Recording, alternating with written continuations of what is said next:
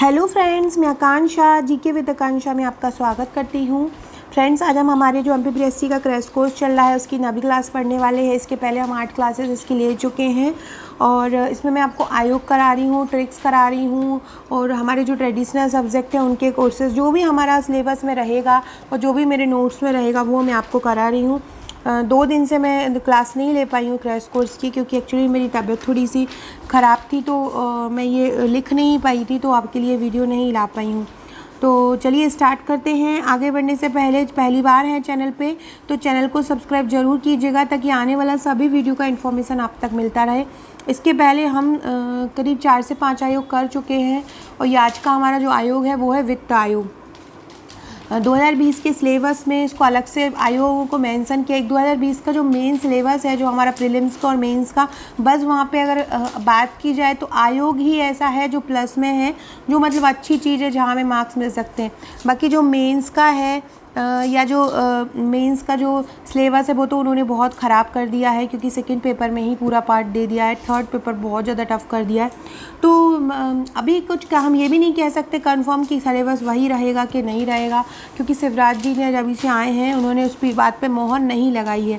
तो अभी इस चीज़ का कोई कंफर्म नहीं है कि सिलेबस वही रहेगा या चेंज होगा। जब भी हमारे पास नोटिफिकेशन आएगा नए वाले जो पेपर का, जो भी प्रीलिम्स होना है, तब हमें पता चलेगा कि क्या सिलेबस होना है। तो आप इसके लिए जो नया दिया है उसके आयोग और जो पूर्व के जितने भी ट्रेडिशनल सब्जेक्ट हैं उनको तैयार करके रखिए। तो वित्त आयोग का गठन क्या होता है? वित्त आयोग पहले क्यों गठन होता है वो पढ़ लेते हैं। संघ और राज्यों के मध्य करों के विभाजन के लिए जो टैक्स होते हैं उनका केंद्र में अलग विभाजन किया जाता है, राज्यों में अलग विभाजन किया जाता है। तो उसके विभाजन के लिए संविधान में वित्त आयोग का प्रावधान किया गया है। जब भी कोई चीज़ का प्रावधान संविधान में किया गया होता है या किसी अनुच्छेद में उसकी संगठन का नाम होता है, संस्था का नाम होता है, तो वो जो संस्था होती है वो संवैधानिक संस्था हो जाती है। अनुच्छेद 280 के अनुसार संसदीय अधिनियम 1951 के माध्यम से वित्त आयोग के गठन का प्रावधान किया गया है। ये फैक्ट याद रखिएगा कि किस अनुच्छेद में वित्त आयोग का गठन है? अनुच्छेद 280 में है। किस अधिनियम के तहत है? तो संसदीय अधिनियम 1951 के तहत है। फ्रेंड्स, ये यही मेरे नोट, इसी प्रकार के नोट्स मैं आपको प्रीलिम्स के लिए भी दूंगी। प्रीलिम्स का जो पैकेज है वो 3000 रुपीज़ का है। उसमें आपको 5000 वन लाइनर MP के मिलेंगे, MP की ट्रिक्स मिलेंगी, करीब 5000 मध्य प्रदेश के ऑब्जेक्टिव मिलेंगे। हमारे पूरे जो ट्रेडिशनल सब्जेक्ट है, इतिहास से लेकर विज्ञान, अर्थशास्त्र, राजनीति, खेल, इन सभी के आपको वस्तुनिष्ठ प्रश्न प्लस थ्योरी मिलेगा, जो बहुत अच्छे वन लाइनर फैक्ट में और प्लस वस्तुनिष्ठ रहेगा। बस आपको उनको पढ़ना और याद करना है, जिसमें ल्यूसेंट और घटनाचक्र पुनरावलोकन भी समाहित रहेगा। बस आपको उनको पढ़ना है। यहाँ आपका MP करंट और इंडिया करंट, वर्ल्ड करंट भी आपको मिलेगा। ये नोट्स जैसे ही तैयार होगा आपको मैं अपडेट कर दूंगी वीडियो के माध्यम से, ग्रुप के माध्यम से। तब तक के लिए आप जो डिस्क्रिप्शन में एक लिंक दी होगी उस पर आप जुड़ ज़रूर जाइएगा। और नहीं ले सकते हैं नोट्स तो कोई प्रॉब्लम नहीं है, इतना दिमाग पे टेंशन मत लीजिएगा। वीडियो में भी मैं बता रही हूँ, आप इधर ही से भी कंटिन्यू कर सकते हैं। तो वित्त आयोग एक संवैधानिक संस्था है। मैंने बताया था कि किसी भी संस्था या संगठन का अगर वर्णन संविधान में किया होता है तो वो संवैधानिक संस्था हो जाती है। इसका जो गठन होता है वो 5 वर्ष के लिए होता है। और कौन करता है इसका गठन? राष्ट्रपति करता है। तो वित्त आयोग का गठन 5 वर्षों के लिए होता है, राष्ट्रपति करता है। अब हम देखते हैं वित्त आयोग में क्या क्या होता है। तो वित्त आयोग में क्या होता है? 1 अध्यक्ष होते हैं और 4 अन्य सदस्य होते हैं, मतलब टोटल 5 होते हैं। 1 अध्यक्ष होता है और 4 सदस्य होते हैं। जो अध्यक्ष होना होता है उसको सार्वजनिक कार्यों का अनुभव होना चाहिए। वित्त आयोग का जो अध्यक्ष है उसको सार्वजनिक कार्यों का अनुभव होना चाहिए। अब हम देखते हैं कि ये सदस्य हैं वित्त आयोग की, उनकी योग्यता क्या होनी चाहिए। तो वित्त आयोग का जो सदस्य है वो उच्च न्यायालय का न्यायाधीश होना चाहिए। ऐसा व्यक्ति जिससे भारत के लेखा एवं वित्त मामलों का परीक्षक ज्ञान हो, विशेष ज्ञान हो। 1 सदस्य उच्च न्यायालय का न्यायाधीश होना चाहिए। 2 सदस्य ऐसे होना चाहिए जिसे भारत के लेखा एवं वित्त मामलों का विशेष ज्ञान हो। 1 ऐसा व्यक्ति होना चाहिए जिसे प्रशासन और वित्तीय मामलों का अनुभव हो। तो ये अध्यक्ष और सदस्यों के लिए शर्तें हो जाती है। चौथा, एक ऐसा सदस्य होना चाहिए, 4 सदस्य होते हैं तो 1 सदस्य ऐसा होना चाहिए जो अर्थशास्त्र का विशेषज्ञ हो। तो अर्थशास्त्र का विशेषज्ञ हो गया एक सदस्य ऐसा हो गया जो वित्तीय और प्रशासन का अनुभव हो, और एक सदस्य ऐसा हो गया जिसे लेखा एवं वित्तीय मामलों का विशेष ज्ञान हो, और एक उच्च न्यायालय का न्यायाधीश। इस प्रकार से 4 सदस्य हो जाते हैं। अब आपसे पूछे कि ये किस प्रकार की संस्था है, तो संवैधानिक हमने पढ़ लिया है। अर्ध न्यायिक संस्था क्यों है, क्योंकि इसमें एक न्यायाधीश होता है, तो इसलिए इसको अर्ध न्यायिक संस्था भी बोला जाता है। तो ये एक संवैधानिक, आपसे एक ऑप्शन में आ जाए अर्ध न्यायिक, संवैधानिक, न्यायिक दोनों, तो आपको संवैधानिक और अर्ध न्यायिक अगर आता है, या संवैधानिक नहीं आता और अर्ध न्यायिक आता है, तो आप अर्ध न्यायिक पर भी टिक कीजिएगा। अब हम पढ़ते हैं इसके कार्य। क्या करता है वित्त आयोग, तो करों की शुद्ध आगमों का वितरण करता है, और राज्यों के बीच जो कर होते हैं उनका वितरण करता है कि कहाँ पे किसको कितना पैसा देना है, और राज्यों के बीच भी बंटवारा करता है कि इस राज्य को कितना देना है, केंद्र और राज्यों में बराबर अनुपात में मिल पाए। संचित निधि में से राज्यों को राजस्व में सहायता अनुदान को विनियमित करने वाला सिद्धांत। संचित निधि में से राज्यों के राजस्व कितना दिया जाना है, कितना लिया जाना है, इसको विनियमित करता है।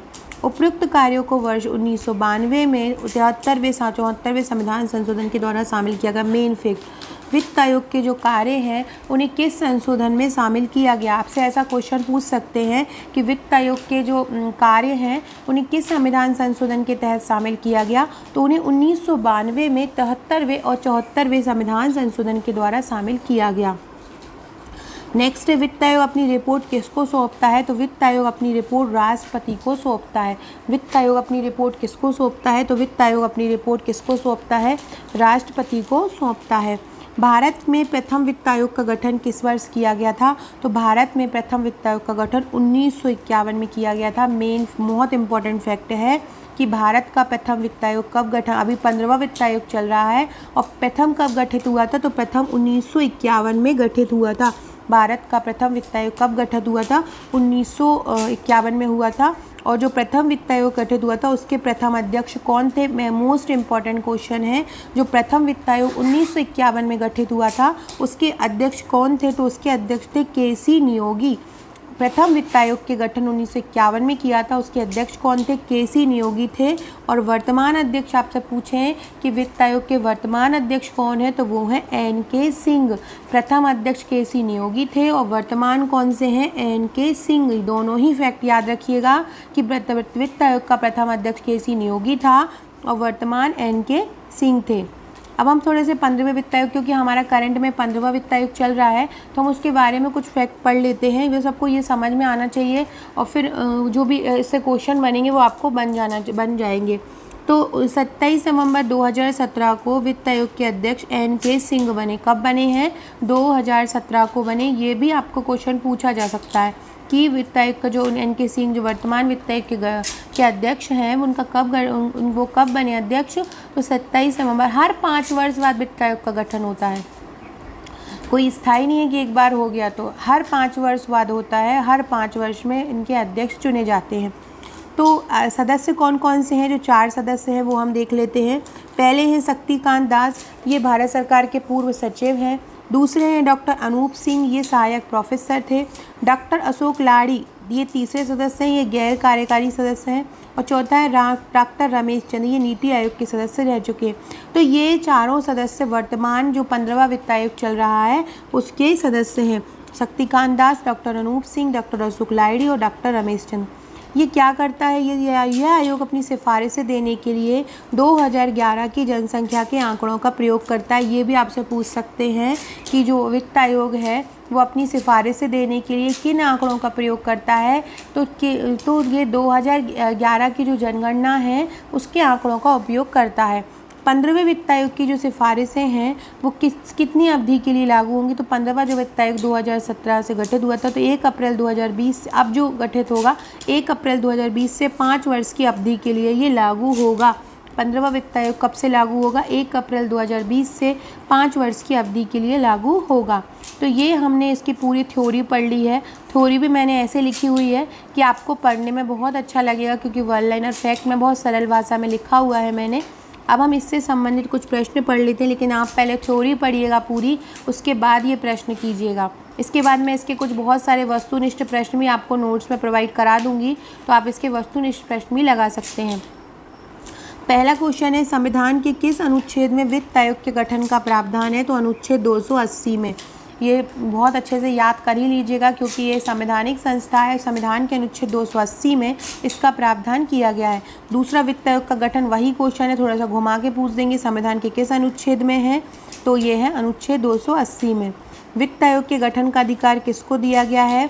वित्त आयोग का गठन कौन करता है? तो वित्त आयोग का गठन करते हैं राष्ट्रपति। याद रखिएगा, वित्त आयोग मोस्टली जितने भी आयोग हैं सभी का गठन राष्ट्रपति ही करता है। उनकी नियुक्ति भी, जो बड़े जो अधिकारी होते हैं उनकी नियुक्ति भी राष्ट्रपति ही करता है। आयोग के कोई भी अध्यक्ष होते हैं उनकी नियुक्ति राष्ट्रपति करता है।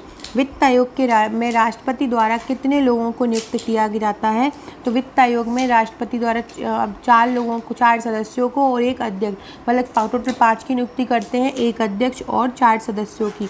राज्य वित्त आयोग का गठन संविधान के किस अनुच्छेद में है? तो राज्य वित्त आयोग का अगर पूछे तो आपका 280 में है। और अगर आपसे पूछते हैं राज्य वित्त आयोग का गठन किस अनुच्छेद में है? तो अनुच्छेद 243 के एक भाग में है। 243 का जो भाग 1 है उसमें राज्य वित्त आयोग का गठन है। किस अधिनियम के तहत वित्त आयोग का गठन किया गया है? तो 1951 के अधिनियम में। किस अधिनियम के तहत वित्त आयोग का गठन किया गया? 1951 के अधिनियम में। वित्त आयोग किस प्रकार की संस्था है? तो एक संवैधानिक संस्था है क्योंकि ये संविधान में इसका वर्णन है। अर्ध न्यायिक संस्था है क्योंकि इसके जो सदस्य होते हैं वो न्यायाधीश स्तर के होते हैं, तो ये एक अर्ध न्यायिक संस्था है। वित्त आयोग अध्यक्ष को किस कार्य का अनुभव होना चाहिए? सामाजिक कार्यों का अनुभव उनको होना चाहिए। वर्तमान में कौन सा वित्त आयोग के गठन का प्रावधान है? तो वर्तमान में 15वां वित्त आयोग चल रहा है। करों के शुद्ध आगमों का वितरण कौन करता है? तो वित्त आयोग करों के शुद्ध आगमों का वितरण करता है। तो इस प्रकार से फ्रेंड्स ये हमने इंपॉर्टेंट फैक्ट पढ़े। ऊपर भी हमने वन लाइनर पढ़े थे, नीचे इसके टोटल हम पूरे जितने भी आयोग हैं 15, 16, 17 उनके पूरे जितने भी वस्तुनिष्ठ प्रश्न टोटल करीब 200-250 बनेंगे, तो प्लस भी बन सकते हैं। तो वो उसका भी मैं एक सेपरेट वीडियो ला के पूरे आयोग का वस्तुनिष्ठ प्रश्न भी आपको करवा दूँगी। अगर आप मेरे प्री और मेंस के नोट्स लेना चाहते हैं हैंड रिटन, तो आप मेरे को इस नंबर पे व्हाट्सअप कर सकते हैं और फ़ोन कर सकते हैं। यहाँ पे आपको पूरी डिटेल मिल जाएगी और जो ये सभी आपको फैक्ट मिलेंगे जैसे कि इतिहास, भूगोल, राजनीति, खेल कूद, विज्ञान, विविध, मध्य प्रदेश स्पेशल के, और ये 14,000 प्लस वस्तुनिष्ठ रहेगा। ये एक अलग कलेक्शन है, इसमें आपका ग्लूसन और घटनाचक्र पुनरावलोकन रहेगा। प्रीलिम्स के पैकेज के साथ आपको ये सभी दिया जाएगा। सो फ्रेंड्स, वीडियो अच्छा लगा हो तो लाइक शेयर ज़रूर कीजिएगा। ज़्यादा से ज़्यादा पढ़ाई कीजिएगा, ज़्यादा से ज़्यादा राइटिंग प्रैक्टिस कीजिएगा। Okay friends, thank you.